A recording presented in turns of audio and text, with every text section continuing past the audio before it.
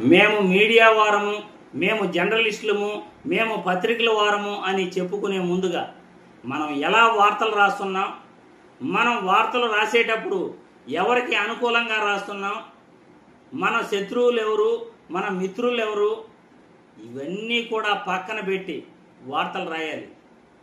మద్యం అక్రమ కేసులు మిథున్ రెడ్డిపై గత సంవత్సరం రోజుల నుండి ఎన్నెన్నో రాతలు రాశారు. నిన్న మిథున్ రెడ్డికి బెయిల్ వచ్చింది. ఎంపీ మిథున్ రెడ్డికి బెయిల్ వచ్చిన తర్వాత ఏసీబీ కోర్టు ఏం ప్రస్తావించిందో మీరు ఒక్క విషయం కూడా ప్రస్తావించలేదు. చంద్రబాబు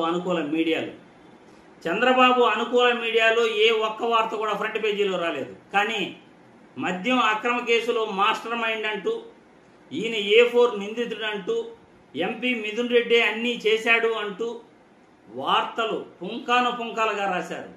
మరి ఏసీబీ కోర్టు బెయిల్ ఇచ్చేటప్పుడు ఆ వార్త కూడా ఏసీబీ కోర్టు ఏం చెప్పిందో, న్యాయస్థానం చెప్పిన మాటలు కూడా మీరు రాయాలిగా. న్యాయస్థానం అన్న మాటలు మద్యం అక్రమ కేసులో ఆయన పాత్రను నిరూపించే ఆధారాలు లేవు అంది.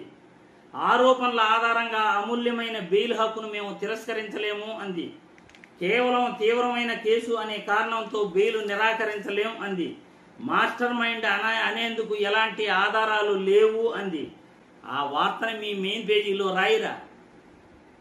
ఆరోపణలు చేసేదేమో మెయిన్ పేజీలో రాస్తారు. ఏసీబీ కోర్టు ఏం చెప్పిందో, ఎందుకు బెయిల్ ఇచ్చిందో అది మాత్రం ఎక్కడో మూల చిన్న వార్తలు రాస్తారు. ఇదేనా జర్నలిజం?